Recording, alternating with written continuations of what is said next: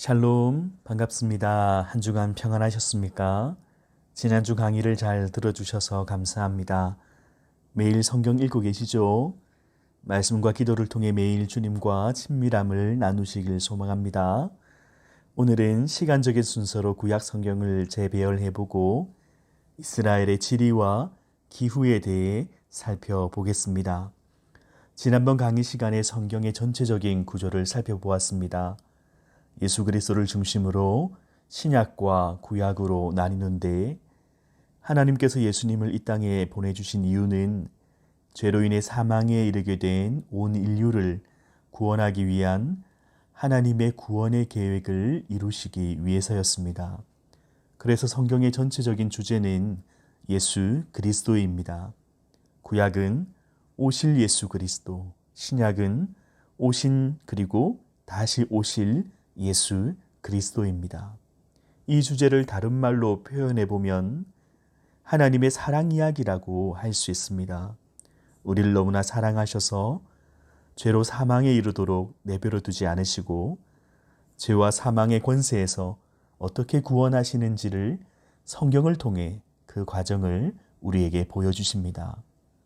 이 구원의 역사를 하나님은 구약에서 이스라엘 민족을 통해 이루기를 원하셨습니다.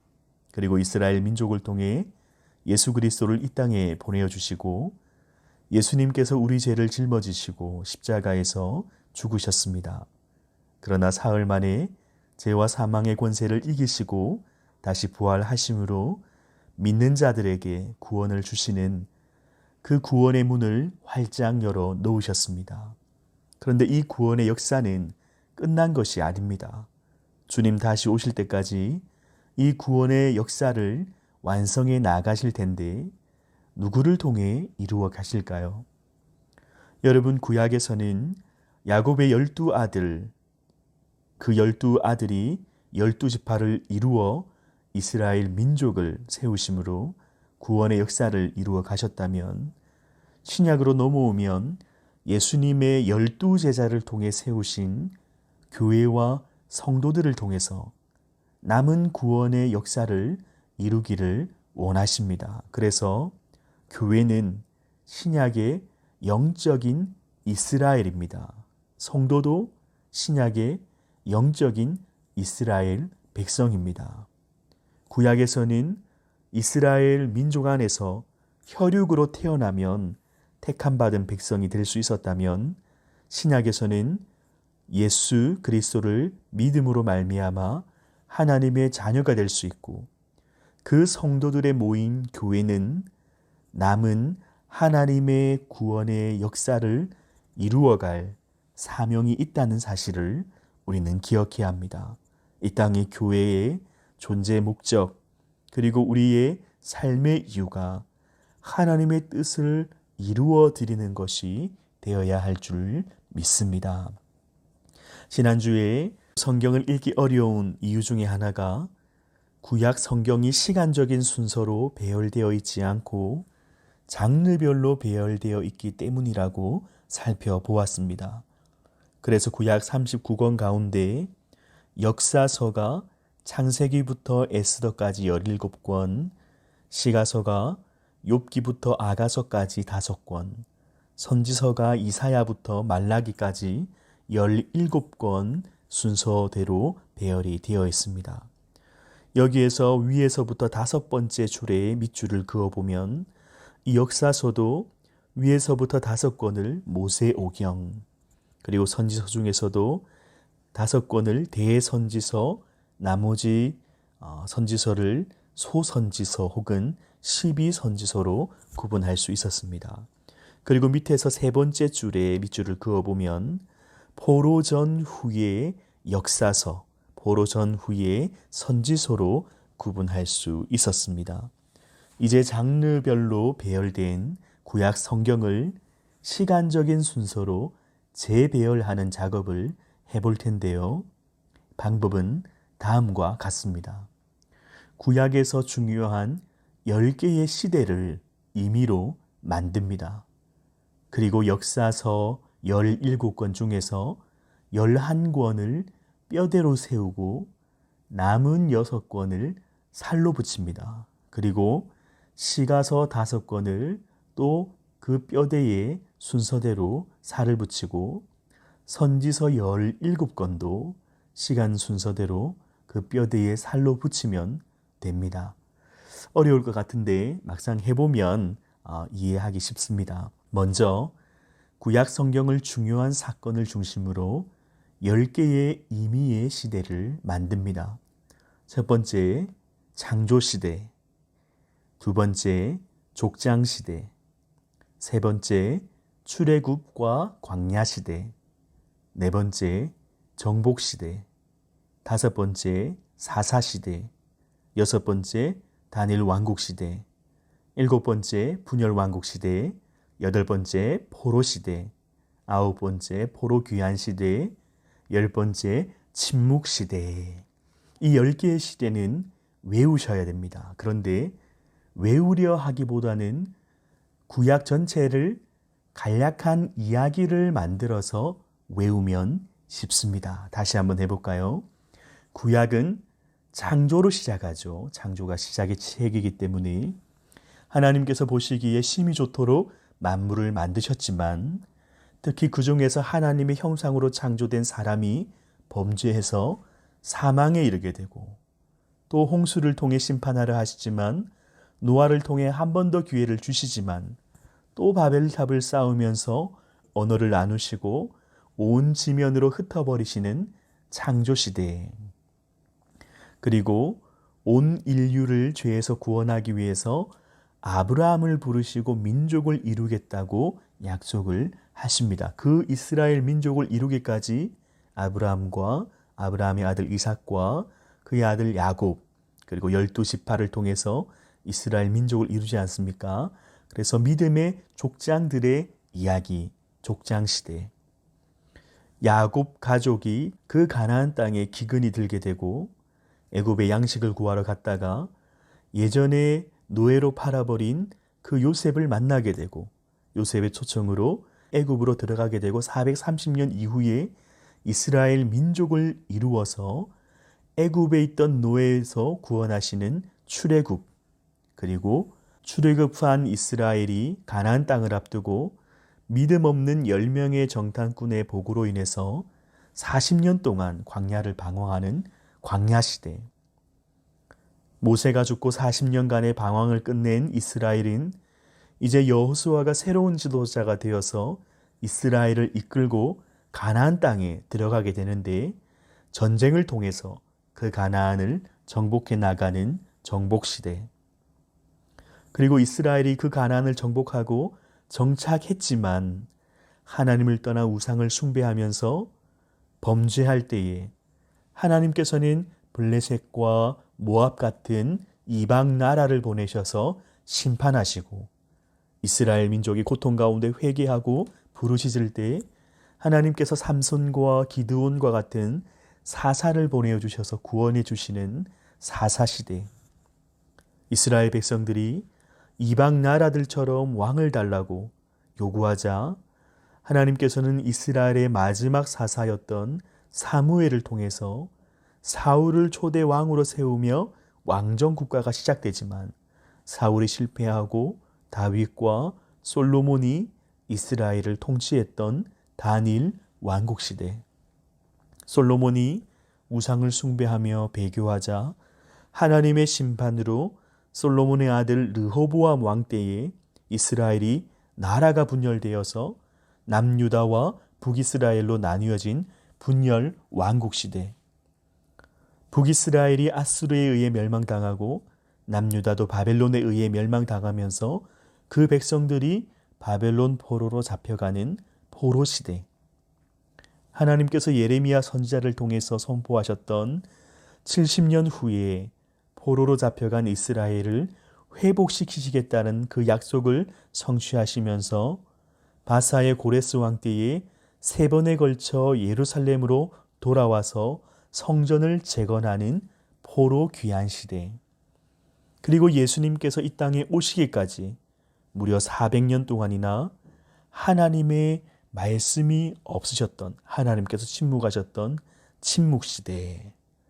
이렇게 하나의 이야기로 이해하면서 외우면 쉽습니다. 그리고 이 시대에 맞춰서 역사서 11권을 뼈대로 세웁니다. 여러분, 창조시대, 족장시대에 해당하는 성경은 무엇일까요? 창세기입니다. 그리고 출애굽과 광야시대, 출애굽 시대는 애굽의 노예에서 출애굽하는 이야기이기 때문에 출애굽기죠. 그런데 출애굽기 다음에 레위기는 뼈대가 될 수 없습니다. 이유는 나중에 말씀드리겠습니다. 광야에서 방황하는 그 이스라엘의 이야기를 담은 민수기, 그리고 민수기 다음에 신명기는 뼈대가 될 수 없습니다. 정복시대에 여호수아가 이스라엘을 이끌고 가나안을 정복하는 여호수아, 그리고 사사시대에는 이스라엘이 가나안 땅에 정착했지만 우상 숭배하고 하나님의 심판을 받아 회개할 때 하나님께서 사사를 보내셔서 구원해 주시는 사사기, 그리고 룻기는 뼈대가 될 수 없습니다. 다니엘 왕국 시대에 사울과 다윗, 솔로몬까지 이야기를 그리고 있는 사무엘 상하, 그리고 분열 왕국 시대는 이스라엘이 남과 북으로 나뉘어서 북이스라엘의 왕들과 남유다 왕들의 이야기를 그리고 있는 열왕기 상하, 그리고 역대 상하는 뼈대가 될 수 없습니다. 그리고 포로 시대에 대한 역사적인 기록은 없습니다. 어떤 사건은 기록되어 있지만, 그리고 포로에서 귀환해서 예루살렘 성전과 성벽을 재건해 나가는 에스라, 느헤미야, 에스더는 뼈대가 될 수 없습니다. 이렇게 먼저 11개의 역사서를 뼈대로 세우고 나머지 6권의 역사서를 뼈에 살로 한번 붙여보겠습니다. 자, 창세기, 출애굽기, 레위기는 어디에 들어가겠습니까?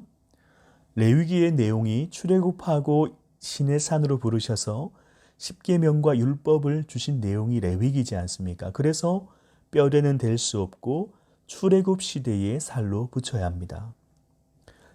창세기, 출애굽기, 레위기, 민수기, 신명기는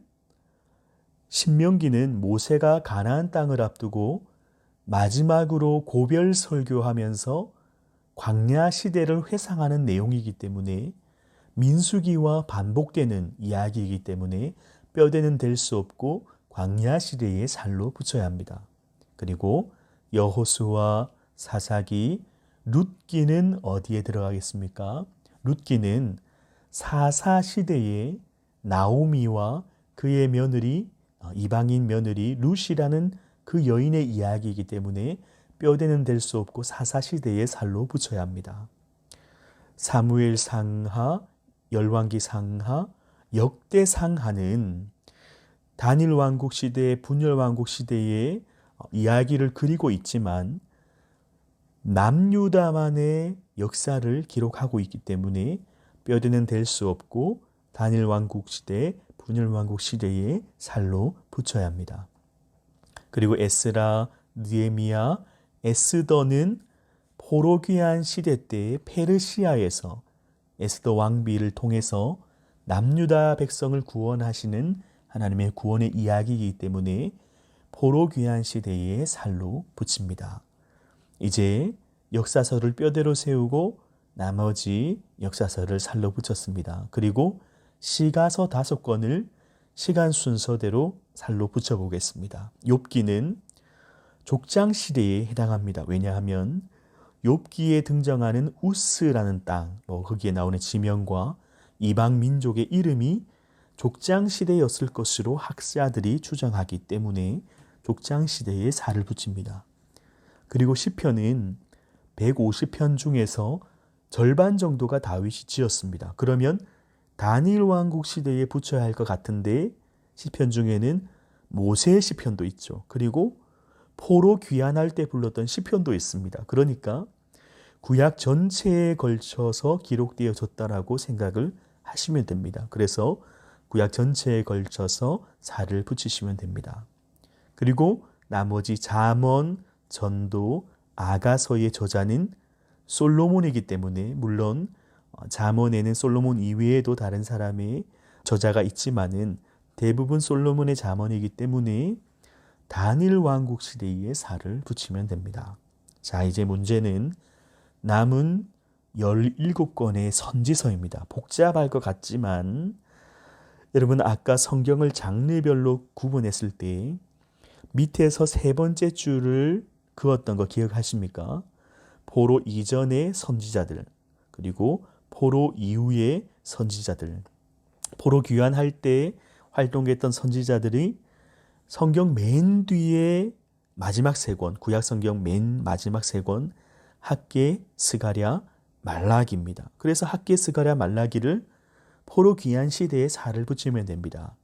그리고 포로 시대에 활동했던 선지자가 2명 있는 거 아십니까?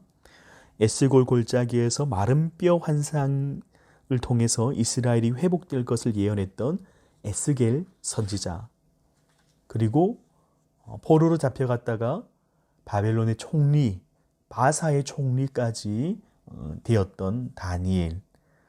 여러분 이스라엘이 바벨론에 멸망당하면서 3번에 걸쳐 포로로 끌려갔는데 1차 때에 다니엘과 제 친구들이 포함되어 있습니다. 그리고 2차 때에 에스겔이 끌려갔습니다. 그래서 포로 시대에 에스겔과 다니엘을 살로 붙입니다. 그러면 이제 남은 12권의 선지서들이 있습니다. 어려울 것 같지만 쉽습니다. 여러분 선지자들이 가장 많이 활동했던 시대가 어느 시대인지 아십니까? 바로 분열왕국 시대입니다.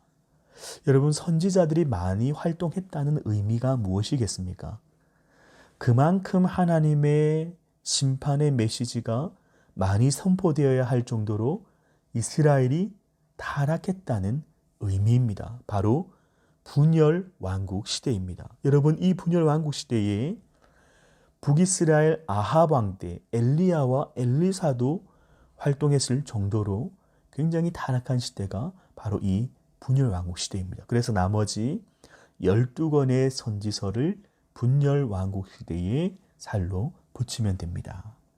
이렇게 구약을 시간 순서대로 재배열해 보았습니다. 성경을 읽는데 어떻게 도움이 되겠습니까? 먼저 전체적인 그 성경 역사의 흐름이나 시간과 지리적인 배경을 알고 성경을 읽을 수 있기 때문에 훨씬 이해하기도 쉽고 풍성한 것을 얻을 수 있습니다. 그리고 이제 이스라엘의 지리와 기후도 살펴본다면 성경을 조금 더 입체적으로 읽을 수 있도록 도움을 받을 수 있는 것입니다. 자, 그러면 이스라엘의 지리와 기후에 대해 살펴보겠습니다.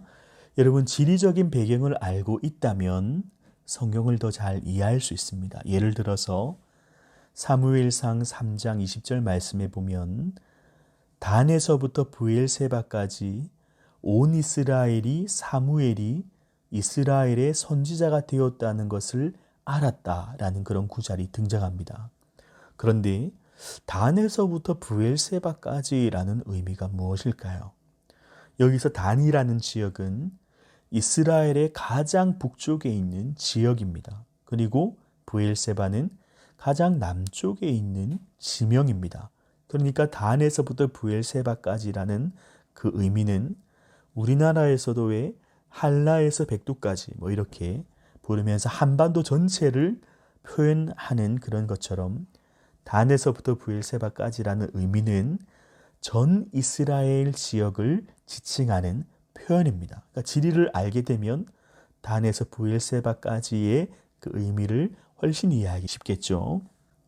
그리고 기후를 예로 들어보면 신명기 11장 14절에 하나님께서 이스라엘 땅에 이른 비와 늦은 비를 내리시면서 곡식과 포도주와 기름을 얻을 것이라고 말씀을 합니다. 여기서 이른 비는 이스라엘의 우기가 시작되면서 내리는 비인데 이 비가 내려야 파종을 할 수 있습니다. 그리고 늦은 비는 우기 말기에 내리는 비인데 이 비가 내려야 곡식이 자라서 추수할 수 있습니다. 그러니까 이른 비와 늦은 비가 조금만 늦으면 한 해 농사를 망쳐버리는 것이기 때문에 이른 비와 늦은 비가 제때 오는 것은 하나님의 축복으로 여겼던 것입니다. 이렇게 지리와 기후를 알면 성경을 조금 더 이해하는 데 도움을 받을 수 있습니다. 자, 먼저 이스라엘의 지리를 살펴보겠습니다. 여기에 보시면 세계 지도가 있습니다. 성경의 배경이 되는 곳은 어디냐면 바로 이곳입니다. 이곳을 확대해 보면 여러분 이 지역의 특징은 북쪽으로는 유럽 대륙이 있고 동쪽으로는 아시아 대륙 그리고 남쪽으로는 아프리카 대륙이 있습니다. 그러니까 세 개의 대륙 사이에 위치합니다. 여러분 지리를 살펴보기 위해서 먼저 바다나 강이나 호수와 같은 수역을 먼저 살펴보겠습니다. 왜냐하면 땅을 나누는 기준이 수역이기 때문입니다. 여러분 하나님께서도 창조하셨을 때 궁창 아래에 물을 먼저 만드시고 그 물에서 무티 드러나게 하셔서 땅의 경계를 만들지 않으셨습니까? 자, 그러면 이스라엘의 수역을 먼저 살펴보겠습니다. 왼쪽 위에 보면 지중해가 있습니다. 그리고 그 지중해 밑으로 나일강이 연결되어서 애굽으로 이어집니다. 지중해 옆에 보면 갈릴리와 요단강과 사해가 연결되어 있는데 그 아래로 보면 이스라엘 백성들이 출애굽할 때에 건넜던 홍해가 등장합니다. 여기가 얼마 전에 수에즈 운하에 큰 배가 끼어서 배들이 지나가지 못했던 그런 사건이 일어나기도 하지 않았습니까? 그리고 오른쪽에 유프라테스강, 티그리스강이 나오는데 예전에 지리 시간에 세계 4대 문명 발생지 기억하십니까? 중국의 황하 문명, 인도의 인더스 문명, 그리고 이집트 문명, 그리고 메소포타미아 문명이지 않습니까? 이 문명들의 공통점은 다 강을 중심으로 발생을 했습니다. 중국의 황하강, 그래서 황하 문명, 인도의 인더스강, 그리고 이집트의 나일강을 중심으로 이집트 문명이 발생을 했고, 그리고 메소포타미아 문명은 바로 이 유프라테스 강과 티그리스 강 사이에서 일어난 문명입니다. 여러분, 이 성경의 배경이 되는 수역을 그릴 수 있겠습니까? 제가 그리기 쉬운 방법을 하나 가르쳐 드리겠습니다. 혹시 빈 종이가 있으면 함께 그려보시면 되겠습니다. 먹는 것으로 한번 그려보겠습니다. 요즘 코로나 시대에 배달 음식 많이 시켜 먹지 않습니까? 어떤 음식들을 주로 시켜 드십니까? 먼저 빵을 하나 그려보겠습니다. 왼쪽 위에 빵을 하나 그립니다. 여러분 빵을 어떻게 먹습니까? 손으로도 먹지만 포크로. 그래서 빵 밑에 포크를 그립니다. 그리고 야식하면 치킨을 빼놓을 수 없습니다. 치킨 중에서도 닭다리를 가장 먼저 먹지 않습니까? 닭다리는 거꾸로 그 빵 옆에 작게 한번 그려봅니다. 그리고 족발 좋아하지 않습니까? 아래쪽에 족발 모양을 한번 그려봅니다. 그런데 이렇게 간식을 맛있게 먹고 있는데 저 오른쪽에서 뱀 한 마리가 먹고 싶어가지고 침을 흘리면서 혀를 낼름낼름 하고 있습니다. 자, 이제 그렸습니다. 한번 비교해 볼까요? 네, 한번 그려보면 몇 번 연습해 보면 아마 그리실 수 있을 것입니다. 그러면 간단하게 수역에 대해서 살펴보겠습니다. 지중해는 대해라고도 부르고 가나안 지역 서쪽에 위치해 있습니다. 그리고 갈릴리는 예수님께서 갈릴리 지역에서 많이 활동하셨지 않습니까? 그리고 제자들 중에서도 어부들이 있었기 때문에 신약에 자주 등장하는 지역입니다. 이 갈릴리를 바다라고도 불렀는데 왜냐하면 이스라엘 자체에 물이 별로 없었고 또 이 갈릴리 호수가 바다라고 불릴 정도로 볼 수 있을 정도로 큰 호수였기 때문입니다. 폭이 좁은 것은 11km 정도, 그리고 넓은 곳은 무려 22km 정도 된다 하니 엄청 넓은 호수입니다. 그리고 수심이 깊은 곳은 60m 정도가 된다고 하니 엄청 깊습니다. 그래서 물고기가 많이 잡혀서 그 지역의 어업이 주요 경제 수단이었습니다. 성경에는 갈릴리라는 이름 외에도 세 가지 이름으로 사용이 되는데, 여러분 갈릴리 호수는 말 그대로 갈릴리 지역에 있는 호수였기 때문에 갈릴리 호수라고 불렀고 긴네렛이라고도 불렸습니다. 긴네렛이라는 의미는 하프라는 뜻이 있거든요. 그러니까 이 호수가 하프 모양 같이 생겼다고 해서 긴네렛이란 이름으로 사용을 합니다. 그리고 게네사렛이라는 이름으로도 사용하는데 왕자의 정원이라는 의미가 있습니다. 그러니까 그만큼 이곳의 경관이 아름다웠기 때문에 왕자의 정원이다 라고도 불렸습니다. 그리고 디베리아라고도 불렸는데 헤롯이 로마 황제였던 디베리우스에게 아부하기 위해서 그 이름을 따서 디베리아라고도 불렀습니다. 그러니까 성경에서 긴네렛, 게네사렛, 디베리아라는 이름이 나오면 갈릴리 호수라는 것을 우리는 알아야 합니다. 세 번째로 요단강은 요단 계곡을 따라서 무려 10km를 흘러서 사해로 들어갑니다. 그런데 강이라기보다는 하천같이 이렇게 보일 수도 있는데 곡식을 거두는 시기에는 강이 범람할 정도로 넘친다고 합니다. 여호수아가 요단강을 건너서 가나안 땅에 들어가지 않습니까? 그 들어갈 때가 곡식을 거두는 시기였기 때문에 강이 범람했는데 하나님의 궤를 맨 제사장들이 레위인들이 발을 내딛자 그 강이 갈라지는 이런 기적을 경험하지 않았습니까? 그리고 요단강 하면 한센스병을 걸렸던 아람의 나아만 장군이 엘리사의 말에 순종해서 요단강에 목욕하고 하나님의 치료하심을 경험한 곳으로 유명합니다. 그런데 얼마나 보잘것없었으면 처음에 나아만이 거부하지 않습니까? 네 번째로 사해입니다. 이 요단강 물이 모여서 이룬 호수인데 이 사해는 지구상 가장 낮은 지역입니다. 그러니까 해저 399m, 해수면보다 무려 400m 아래에 위치합니다. 갈릴리도 굉장히 낮은 곳인데 해저 212m에 위치를 한다고 합니다. 그러니까 낮은 곳이니까 물이 들어오면 그 물이 더는 빠져나갈 곳이 없는 겁니다. 그러니까 빠져나갈 수 있는 방법은 수분이 증발하는 방법밖에 없습니다. 그러니까 그 사해에 중금속과 광물질이 녹아서 생물이 살지 못하는, 그래서 사해라고 불리는 것입니다. 성경에는 염해라고도 이렇게 불리는데 염분이 많기 때문에 수영을 하면 몸이 둥둥 뜬다고 합니다.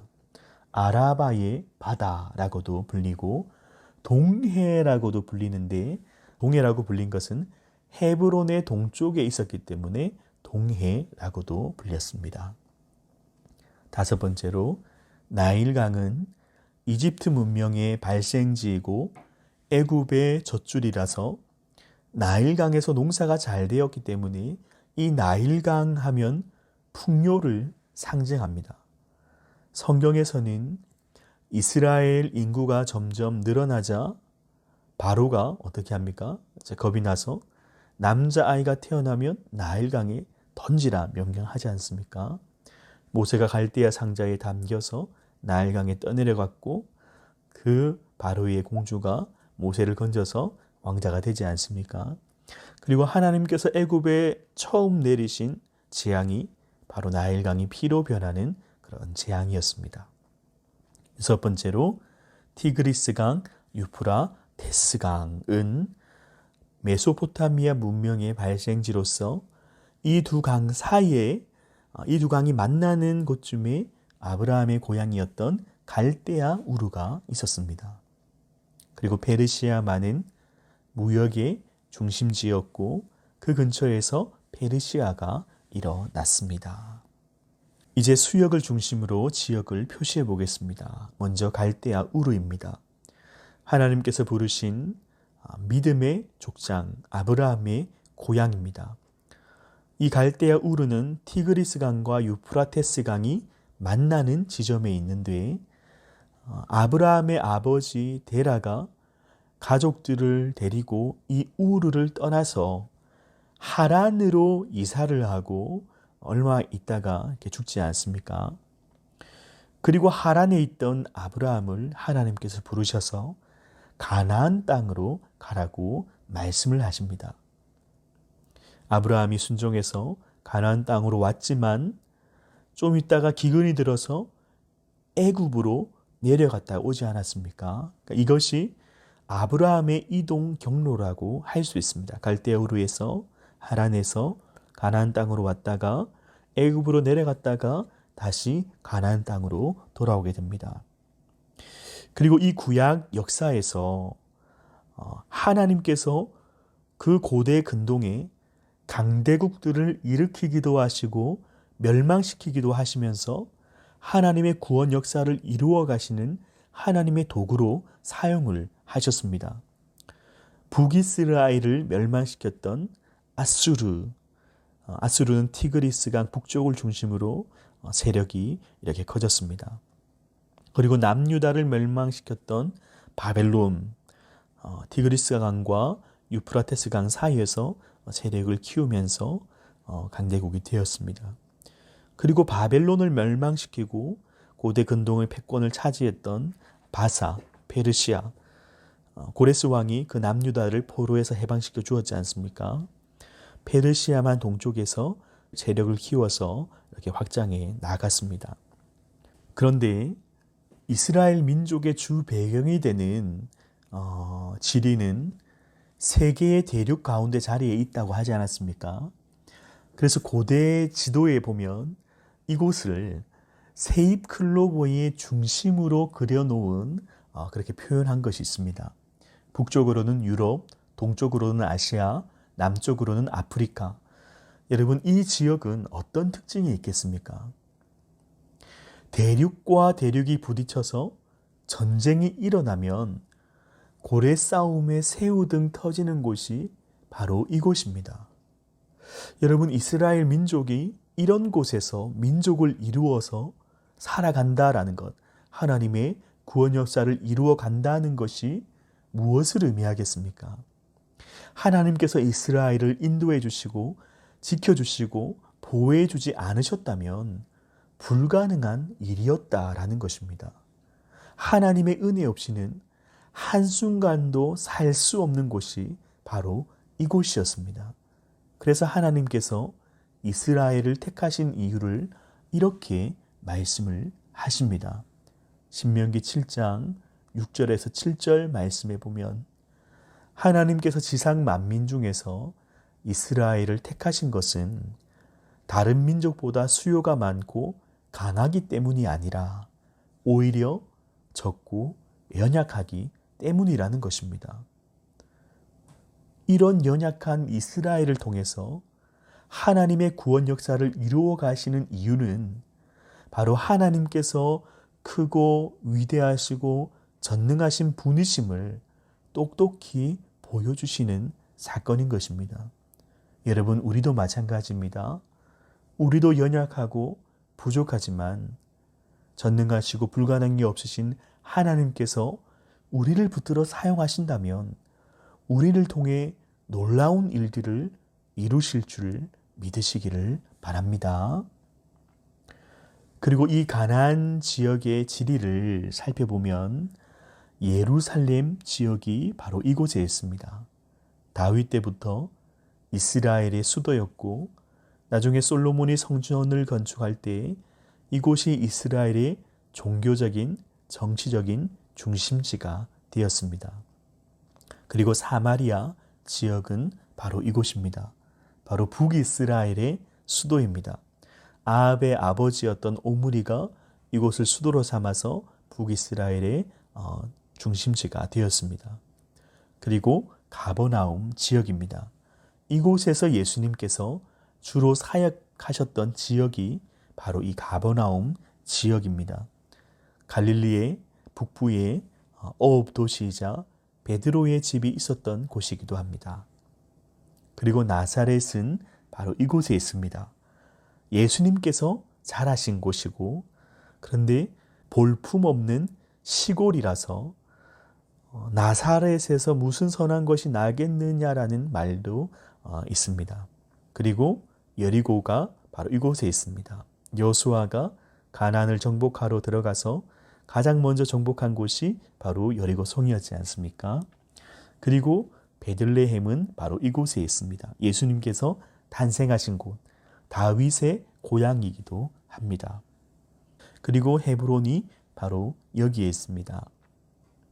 유다 지파의 중심지로 아브라함의 아내였던 사라를 장사했던 막벨라 굴과 같은 이스라엘의 조상들의 무덤이 있는 곳입니다. 그리고 브엘세바는 이스라엘의 가장 최남단에 있는 지역이고 단은 최북단에 있는 지역입니다. 그리고 세겜이라는 곳도 중요한데 므낫세 지파의 중심 지역으로서 여호수아 시대 그리고 사사 시대에 이곳이 정치적인 군사적인 중심지였습니다. 그리고 이 가나안 지역을 입체적으로 살펴보면 이런 모양입니다. 그리고 기후를 살펴보겠습니다. 이 가나안 지역은 한서의 차가 굉장히 큰 곳입니다. 낮에는 섭씨 40도까지 뜨겁지만 밤에는 두꺼운 옷을 입어도 추울 만큼 한기를 느낄 정도입니다. 그래서 하나님께서 이스라엘을 출애굽시키시고 광야로 인도하셨을 때 낮에는 구름 기둥으로 그늘을 만들어서 그 뜨거움을 가려주시고 밤에는 불기둥으로 따뜻하게 하심으로 세밀하게 지키시고 인도하시는 하나님을 우리는 만나게 됩니다. 이 가나안 지역은 우기와 건기로 나눌 수 있는데 우기는 11월에서 3월까지 비교적 비가 자주 내리기 때문에 이때 파종을 하고 농사를 짓습니다. 건기는 5월에서 9월까지로 모든 수목이 마를 정도로 심지어는 우물까지 마를 정도로 건조한 날씨입니다. 그리고 4월과 10월은 이제 우기에서 건기로 바뀌고 건기에서 우기로 바뀌는 환절기인데 바로 봄과 가을에 해당합니다. 가나안에 내리는 비는 이른 비와 늦은 비로 구분을 하는데 이른 비는 우기 초에 내리는 비로 이 비가 와야 건기 때 건조하던 땅을 갈아엎어서 파종을 할 수 있습니다. 그리고 늦은 비는 우기 말에 내리는 비로 곡식을 증산시키는 역할을 합니다. 기후를 한번 이렇게 그려보면요. 1에서부터 12월까지 이렇게 그려놓고 1월에서 4월에 동그라미를 하나 그리시고 4월에서 9월까지 동그라미를 하나 그리시고 그리고 10월에서 12월까지 동그라미를 하나 그려보십시오. 그러면 11월에서 3월까지 우기고 그리고 5월부터 9월까지 건기에 해당합니다. 그리고 4월과 10월은 환절기로 4월이 봄에 해당하고 10월이 가을에 해당합니다. 그리고 우기가 시작되는 10월에 내리는 비가 이른 비이고 우기가 끝나는 4월에 내리는 비가 늦은 비입니다. 이 가나안 지역에는 이슬도 많이 내리는데 농사를 지을 수 있을 정도로 많이 내린다고 합니다. 주로 평야 지역에 내리고 성경에 보면 비와 함께 이슬이 내리지 않는 것도 하나님의 저주라고 그렇게 말씀을 하고 있습니다. 그리고 가나안에 부는 바람은 동풍과 대해가 부는데, 동풍은 건기 때 사막에서 불어오는 바람입니다. 그러니까 뜨겁고 건조한 바람이겠죠. 초목을 마르게 하고 우물도 말릴 정도라고 합니다. 그리고 대해는 지중해에서 불어오는 바람으로 습하고 큰 비를 몰고 오는 바람입니다. 오늘 이 강의를 통해서 이스라엘의 지리와 또 기후에 대해 살펴보았습니다. 또 구약 성경을 시간 순서대로 재배열을 한번 해보았습니다. 오늘 배웠던 것들을 한번 연습해 보시고 이렇게 그려보시고 또 이야기를 꾸며서 한번 해보시면 성경을 읽는데 훨씬 더 풍성한 것을 누릴 수가 있을 것입니다. 그러면 한 주간도 평안하시고 다음 주에 또 건강한 모습으로 다시 뵙겠습니다. 샬롬.